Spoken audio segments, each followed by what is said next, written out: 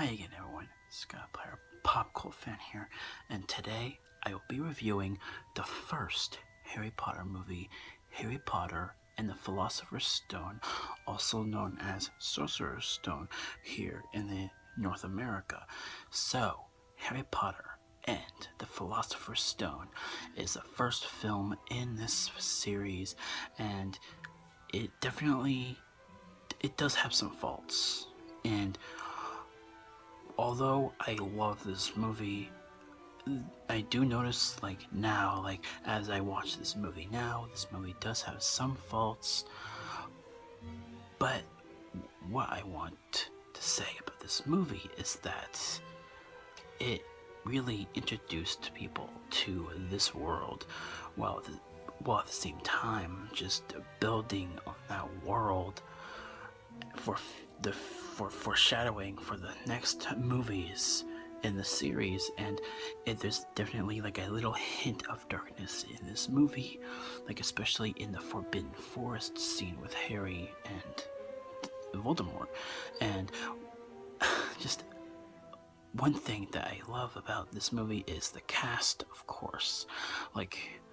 Dan Radcliffe, Rick Grant, and Emma Watson, they are great in their roles.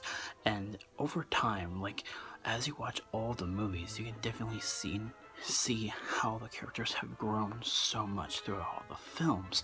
But specifically in this movie, even in this movie, as child actors, they're great. And especially Hagrid, he's just such a big, lovable guy. That's Hagrid, and he's Hagrid.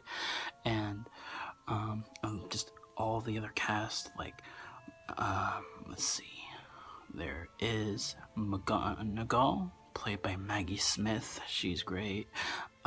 Just Alan Rickman, and Alan Rickman, you left a great legacy for the Professor Snape character. You will always live on in our eyes. So yeah, Harry Potter and the Philosopher's Stone, it does have some faults, like the Quidditch scene. It doesn't live to the standards of now. There are some special effects in this movie that don't live up to now.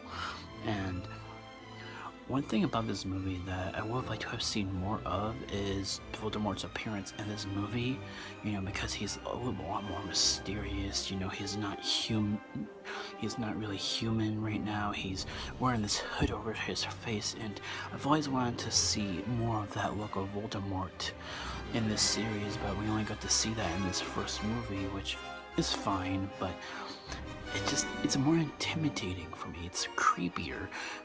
That they led to Voldemort's face very ominous in this movie, just hinting at him and just showing you that he's not, he's weak, he's living with, but he's living off of unicorn blood, and that is pretty interesting to see. And you definitely see how he is working through the main villain of the movie, who is Professor Quirrell.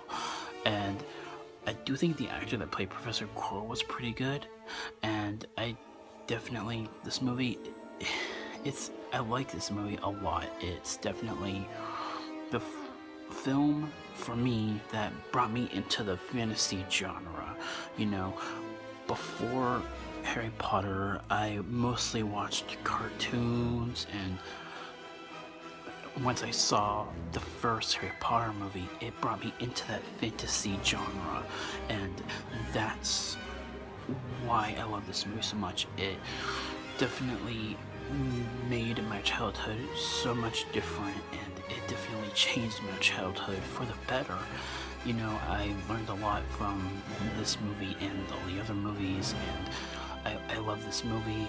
It's not a perfect movie, of course. There's a lot of world building in it, and some of the special effects in this movie don't hold up to now.